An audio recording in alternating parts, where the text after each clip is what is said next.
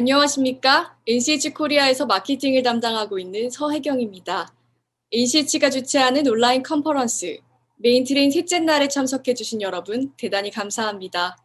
이번 행사는 NCH의 100년의 경험으로 다져진 산업, 상업시설, 수처리, 윤활 등 다양한 분야에서 설비 엔지니어가 알고 계시면 좋을 유용한 정보들을 전달드릴 예정입니다. 오늘은 냉각수계 미생물 증식과 모니터링 신기술이라는 주제로 웹세미나가 진행됩니다.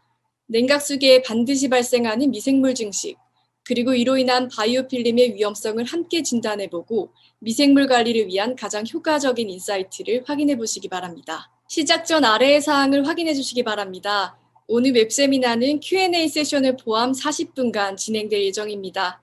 이 시간 동안 원활한 진행을 위해 발표자 외의 분들은 로그인 시 자동 음성어됨을 양지 부탁드립니다. 질문이나 의견은 언제든지 오른쪽 상단의 Q&A 패널을 통해 보내주실 수 있습니다.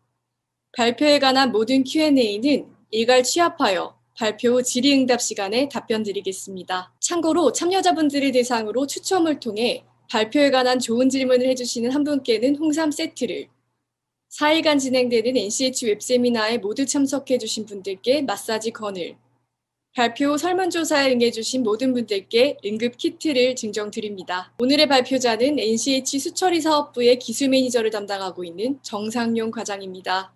정상용 과장은 NCH 수처리 부서에서 냉각수, 보일러, 밀폐 순환수계 수처리에 필요한 모든 기술 지원을 담당하고 있으며 특히 수질 분석을 기반으로 한 수처리 컨설팅에 특화되어 있습니다.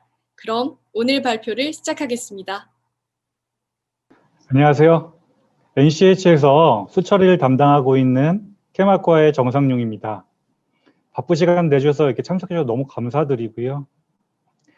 오늘 많은 정보를 좀 드릴 텐데 혹시 궁금하신 부분이나 질문하실 거 있으시면 채팅창을 이용해서 남겨주시면 저희 사회자분이 추려서 말씀해 주실 겁니다. 자, 그럼 설명 좀 드리도록 하겠습니다. 오늘 말씀드릴 부분은 냉각수에 관련된 부분이고요. 저희는 그동안 냉각수와 보일러계를 비롯해 공정에 필요한 수처리를 효율적으로 운영하기 위해서 꾸준히 연구 개발을 해왔습니다. 그 중에서도 오늘은 미생물에 관련된 새로운 정보를 오늘 알려드리고자 합니다. 냉각탑은 어쩔 수 없이 농축과 외기의 유입으로 인해서 어쩔 수 없는 문제점들이 발생을 하는데요. 그 중에 스케일, 부식, 그리고 미생물 이런 것들이 발생을 합니다. 스케일에 관련된 부분은 생성 경향 지수를 저희가 확인해 볼 수 있었고요. 부식도 실시간으로 모니터링할 수 있는 장비들이 소개되어 있습니다. 오늘 말씀드릴 부분은 바로 미생물에 관련된 실시간 모니터링 장비입니다. 미생물에 관련된 부분을 먼저 좀 설명을 좀 드려야 될 부분인 것 같아요. 그리고 바이오필름도 덩달아 좀 설명을 드려야 될 부분이고요. 미생물이라는 거는 우리가 알고 있는 박테리아라든지 그리고 균 이런 것들을 통칭하는 말이고요. 바이오필름들은 이런 박테리아들이 분비물과 그 속에서 생장하는 고착성 미생물들의 군집층을 얘기하는 겁니다. 흔히 물때라고도 얘기하고요. 슬라임이라고도 얘기합니다. 물 안에서 이렇게 떠다니는 부유하는 박테리아들이 생존을 위해서 고착이라는 과정을 거치게 되는데요. 이때 자신들을 보호하기 위해서 EPS라고 하는 물질을 내놓습니다. 이 생장 과정이죠. 이런 것들이 내부에서 보호하는 그 EPS 물질 안에서 군체를 형성하게 되고요. 이것들이 커지면서 성숙과 분리 과정을 통해서 다시 박테리아를 부유성 박테리아로 내놓게 됩니다. 이런 과정들이 반복되면서 냉각수 안은 미생물들로 끊임없이 형성하게 되죠. 그리고 이 바이오필름이라고 하는 것들은 굉장히 복잡한 구조이기 때문에 생장과 생존에 아주 최적화되어 있고요. 수시간 내에도 생성이 되고요. 바이오필름이라는 게 0.1mm 정도 생성하는데 한 일주일이면 충분하다고 합니다. 그리고 굉장한 보호성을 띠기 때문에 미생물 처리제, 즉 살균제라는 걸 투입하더라도 잘 없앨 수가 없죠. 우리가 살균제를 투입한 건 이 부유성 박테리아들을 제거하기 위한 목적이라고 보시면 될 것 같아요. 그리고 아까 얘기했다시피 생존을 위해 고착하는 과정을 거치기 때문에 일단 고착이 되면 생성 제거하기가 좀 어려워요. 또 쿨링타워는 외부에 유입되는 이물질이라든지 먼지, 침전물 이런 것들이 많죠. 또 녹가루라든지 녹에 대한 부산물들이 생기게 되면 부피가 굉장히 더 커집니다. 바이오필름 자체는 일단 생성되면 제거하기가 굉장히 힘들죠. 이런 바이오필름들이 생성이 되면 공정에 굉장히 영향을 미치게 되는데요. 그중 하나가 에너지 손실이라는 부분입니다. 지금 표를 하나 보여드릴 텐데요. 이렇게 미생물 좀 심각한 사진이죠.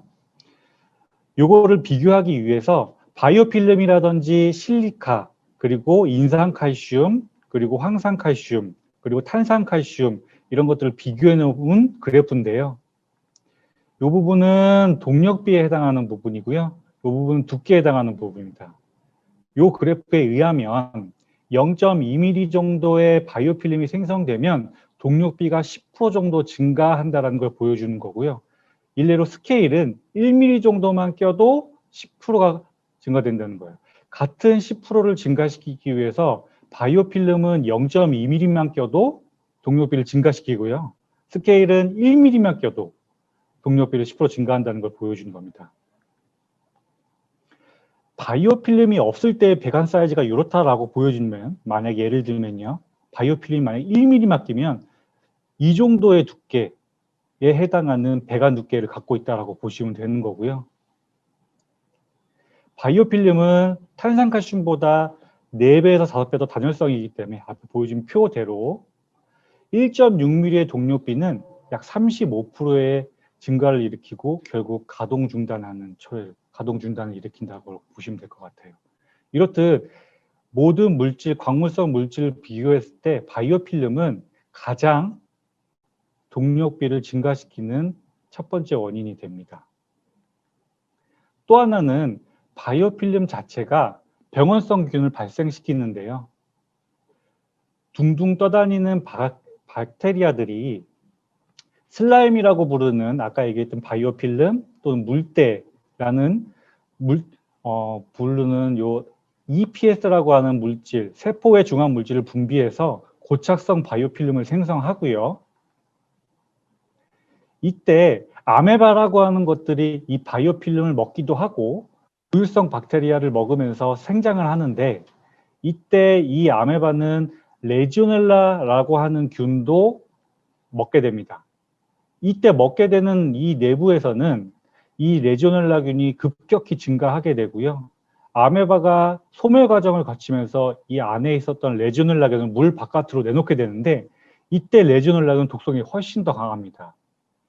즉 냉각수에 흐르는 이 레지오넬라균들이 사람에게 닿게 되면 레지오넬라균으로 인한 병원성 질병을 발생을 하게 되죠.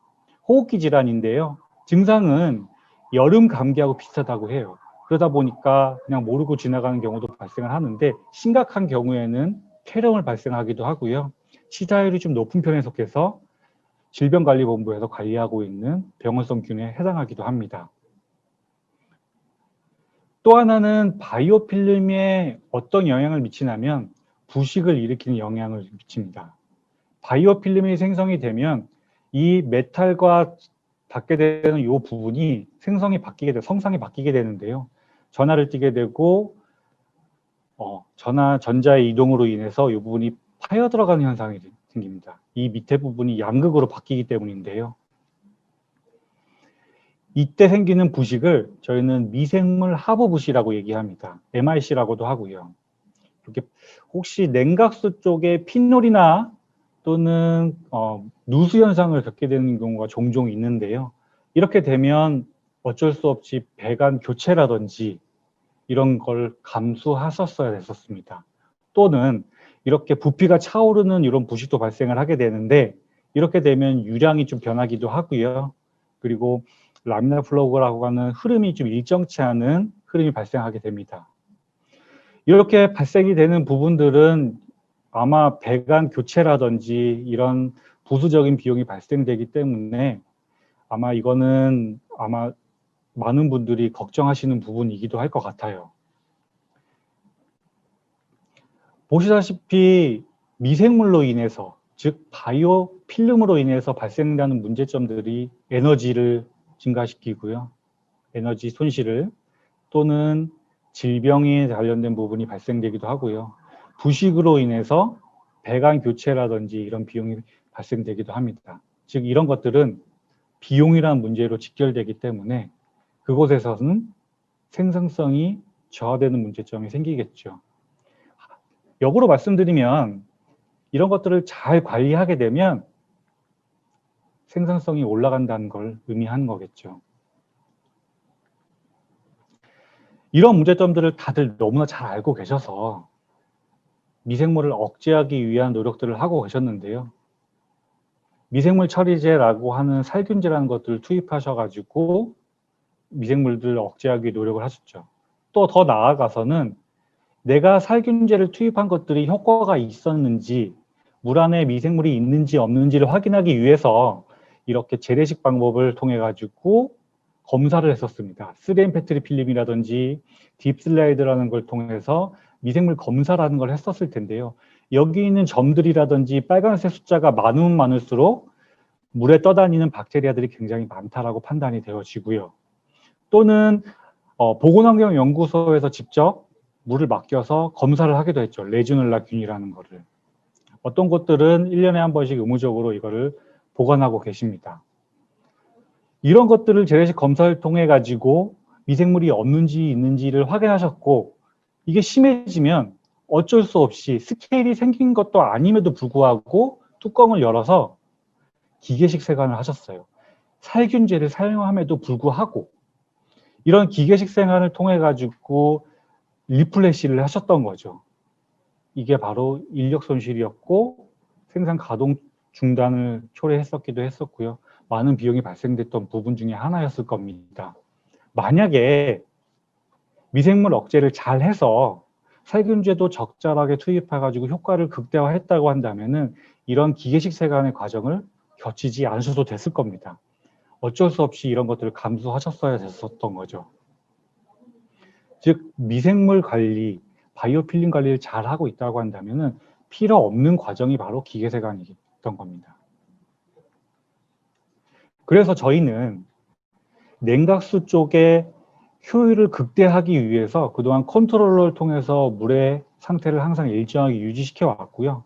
더군다나 이 바이오다트를 통해서 실시간으로 바이오필름을 모니터링할 수 있는 방법이 있다라고 한다면은 아까 얘기했다시피 에너지라든지 질병성 질환이라든지 그리고 질병의 위험 그리고 부식의 위험 이런 것들을 탈피할 수 있었겠죠. 그래서 저희는 이 바이오다트라는 거를 어떤 목적으로 만들었냐면 실시간으로 좀 바이오필름을 좀 모니터링 하자. 바이오필름을 실시간으로 생성 경향을 모니터링 하자는 취지로 만들었습니다.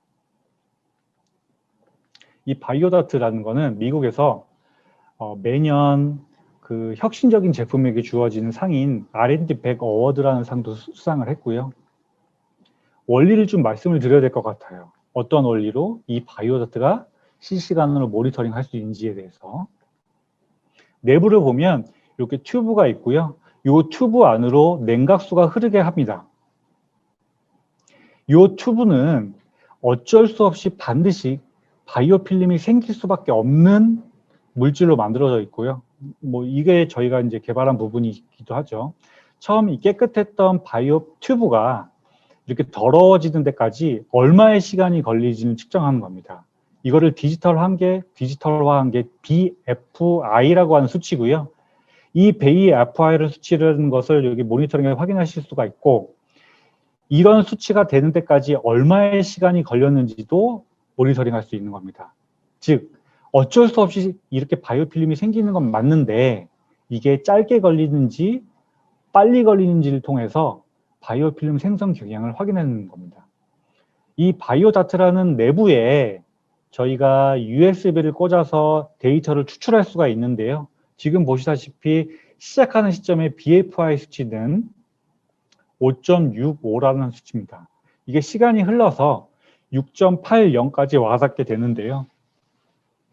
보통 저희가 일반적인 수준이라고 판단하는 기준은 30일 동안, 처음 시작해서부터 30일 동안 7이라는 숫자까지 와 닿으면 일반적인 수준이라고 판단을 합니다. 지금 여기 보이는 수치는 굉장히 일반적인 수준에 해당하는 그래프고요. 이것보다 더 관리를 잘 하게 되면 이 그래프가 평이한 그래프를 이루게 되고요. 비록 16일 정도의 데이터이긴 하지만 거의 데이터 변동이 없는 수준까지 오는 것은 굉장히 BF 경향이 낮은 수준으로 저희가 판단을 하는 거죠. 즉, 바이오다트를 통해서 우리가 투입하고 있는 살균제가 이 BFI 수치가 높은지, 경향이 높은지 낮은지를 그래프를 통해서 확인하실 수가 있고, 내가 투입한 살균제가 적절한 건지, 잘 관리가 되고 있는지 확인할 수가 있는 거죠. 이건 실제로 저희가 장비를 설치한 곳의 모습이고요. YTN에서 방영된 저희 장비를 소개한 내용이 있는데 그 중에서 고객분들이 직접 인터뷰를 응해 주신 부분이 있어요. 그 부분이 아마 좀 도움이 되실 것 같아가지고 저희가 좀 틀어보아 드릴 텐데요. 한번 좀 보시죠.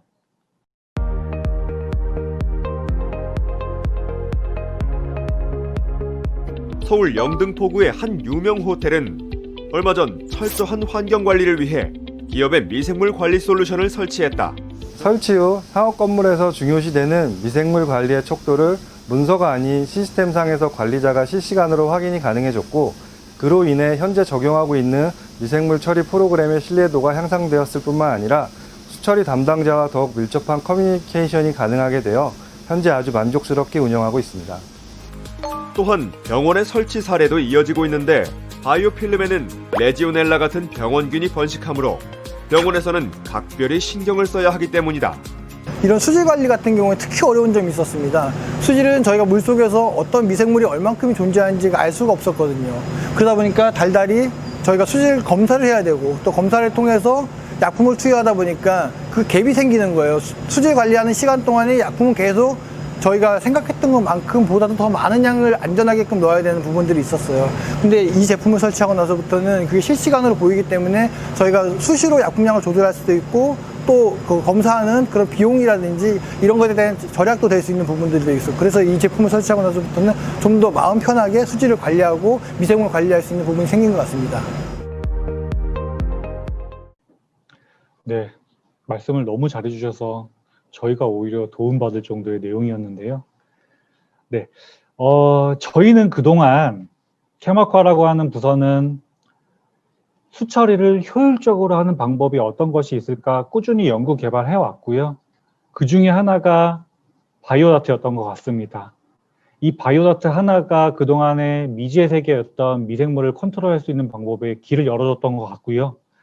이로써 저희는 완벽한 수처리를 추구하고자 노력하는 거에 한 걸음 다가갔던 것 같습니다. 아마 궁금하신 내용들이라든지 말씀하시고 싶은 내용들이 있을 텐데요. 질문창에 좀 채팅을 남겨주시면 저희가 질문 받도록 하고요. 바쁜 시간 내주셔서 저희 내용을 좀 들어서 너무 감사드립니다. 이상으로 설명을 좀 세미나를 마치고요. 질문 시간을 좀 갖도록 하겠습니다. 이상입니다. 감사합니다. Q&A 세션 시작하도록 하겠습니다. 많은 질문을 주셨는데요. 저희가 차례차례 답변 드릴 수 있도록 하겠습니다. 첫 번째 질문입니다. 냉각탑 컨설팅을 받고 싶은데 혹시 비용이 발생하는지에 대한 문의가 있으셨습니다. 답변 부탁드립니다. 네, 질문 너무 감사드리고요. 네, 지금 이 바이오다트 프로그램을 이용하는 방법에는 여러 가지 방법이 있는데 저희가 그 수처리라고 하는 프로그램에 같이 병행해서 진행하는 경우가 있고요. 아니면 단독적으로 진행하는 경우가 있는데요. 결과적으로는 비용이 발생된다라고 보시면 될 것 같습니다. 네, 답변 감사드립니다. 두 번째 질문인데요. 바이오다트 혹시 레지오넬라도 컨트롤할 수 있는지에 대한 문의가 박정준님께 주셨습니다. 답변 부탁드립니다. 네, 질문 너무 감사드립니다. 그 레지오넬라균이라는 거는 바이오필름이 생성되면 그 덩달아 생기는 게 레지오넬라균이고요. 이 레지오넬라균이라는 거는 그 바이오필름의 그 기본적으로 그 먹이를 통해 가지고 생장 과정을 거치는 것 중에 하나이기 때문에 실시간으로 모니터링을 잘 해서 BF의 수치가 낮게끔 관리를 한다 그런다면 레지오넬라균이 뭐 검출이 되는 걸 최소화할 수는 있지만 이 기계 자체가 레지오넬라균 자체를 컨트롤하지는 않고요. 실시간으로 모니터링하고 참고 자료로 활용하실 수 있다라고 보시면 될 것 같습니다. 네. 세 번째 질문인데요. 설비에 미생물이 심하면 BPI가 며칠만 해도 7을 초과할 수 있는지에 대한 문의입니다. 답변 부탁드립니다. 네, 질문 감사드립니다. 맞습니다. 우선 결과부터 말씀드리면 며칠 만에도 BFI가 빠른 시간 안에 올라갈 수도 있고요. 그걸 막기 위해서 이걸 바이오다트를 설치를 하는 거고, 이 숫자가 올라가는 걸 최소화하는 수처리 프로그램이 플러스 알파로 필요하게 되는 겁니다. 그래서 설비에 만약에 미생물이 많게 되면 마찬가지로 며칠 만에도 숫자가 많은 수치가 올라가게 되는 건 맞습니다. 네. 이영현님께서 질문 또 한 가지 더 주셨는데요. 혹시 이 내부 관은 주기적으로 교체가 필요한지, 그리고 혹시 구매가 또 가능한지 또 함께 문의 주셨습니다. 답변 부탁드리겠습니다. 네, 질문 감사드리고요. 이 바이오다트는 아까도 말씀드렸다시피 고의적으로 튜브에 바이오필름을 생성시키기 위한 장치다 보니까 보통 한 달에서 50일 정도, 그 정도로 주기적으로 갈아서 계속적으로 모니터링 해줘야 되는 부분이 있습니다. 그래서 아까 말씀드렸다시피 장비가 달았다고 해서 모두 끝난 게 아니라 수처리와 같이 병행해서 진행해야 되는 부분이기 때문에 튜브를 매번 교체를 해야 되고요. 그래서 수치를 리셋해야 되는 거기 때문에 튜브 교체는 반드시 필요합니다. 그리고 구매도 가능하시고요. 제일 많이 주시는 질문 중에 하나가 가격 문의세요. 혹시 이 장비 가격에 대해 문의 좀 어떻게 하면 좋을까요? 회신을 제가 좀 부탁드리겠습니다. 네, 질문 감사합니다. 이게 참 어려운 질문이기도 합니다. 예, 저희가 가장 합리적인 수준으로 가격 책정을 하긴 했는데요. 그 부분은 현장 상황에 따라서 조금 달라질 것 같아요. 이 단독적으로 바이오다트가 모든 걸 해결해 주는 건 아니기 때문에 추가적으로 어떤 프로그램이 필요한지에 따라서 금액이 좀 차이가 날 것 같은데요. 월 렌탈식의 리스 같은 방식으로 지불된다고 보시면 될 것 같습니다. 네. 질문이 좀 많이 들어오고 있어서 저희가 앞으로 세 가지 질문만 좀 더 드리겠습니다. 바이오다트가 실제 측정하는 것이 어떤 것인지, 바이오필름 두께인지, 성분인지, 균 농도인지 등에 대한 문의를 이성환님께 주셨습니다. 예, 질문 감사드립니다. 바이오필름의 성분이나 이런 걸 측정할 수는 없고요. 바이오필름의 두께를 측정하는 거라고 보시면 좀 더 쉬우실 것 같아요, 이해하시기. 그래서 바이오필름이 두께가 두꺼워지면 질수록 숫자는 BFI라는 수치는 올라가게 되고요. 이 장비 바이오다트에서 BFI 수치가 높아지고 바이오필름이 많이 생성된다라고 한다면은 배관 내에도 생성된다라는 거는 저희가 검증이 되었고요. 그래서 바이오다트에서만 수치가 올라가는데 공정에는 바이오필름이 없고 이렇지는 않습니다. 네, 답변 네. 감사드립니다. 이게 혹시 데이터 관리가 모바일로도 통합 관리가 가능한가요? 바이오다트 질문 감사드리고요. 바이오다트 자체에서 데이터를 온라인상으로 추출하는 것은 불가능하지만 추가적으로 따로 장비가 설치가 된다고 한다면은 온라인상으로나든지 DCS 룸에서도 확인할 수 있게끔 데이터 추출이 가능한 방법은 있습니다. 하지만 단독적으로가 아니라 추가적인 장비가 필요하긴 합니다. 네, 답변 감사드립니다. 여기 너무 반갑게 저희 고객분이 계셔가지고 질문 주셨는데요. 빗물과 공업용수의 사용 시 관리 방법은 주기적으로 NCH에서 미생물 제거제를 투입하고 있다라고 하시면서 혹시 수질 검사 방법은 어떻게 진행되는지 문의 주셨습니다. 예, 질문 제가 잠깐 다시 좀 들어도 될까요? 앞부분을? 네, 빗물과 공업용수의 사용 시의 관리 방법은 주기적으로 NCH에서 미생물 제거제를 투입하고 계신 분이세요. 혹시 예. 여기에 대한 수질 검사 방법이 있을지에 대해서 김은기 님께서 문의 주셨습니다. 빗물하고 공업 용수에 대한 수질 분석은 똑같은 항목으로 똑같이 비교를 하고요.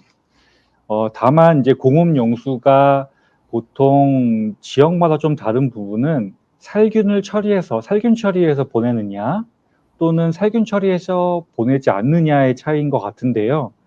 지역에 따라서 이런 특별한 차이가 좀 있기 때문에 공업 용수 자체, 메이크업 자체에 대한 미생물 재래식 방법, 페트리 필름이라든지 아니면 딥슬라이든지 이런 방법을 통해 가지고 미생물 테스트하는 방식이 좀 추가될 것 같습니다.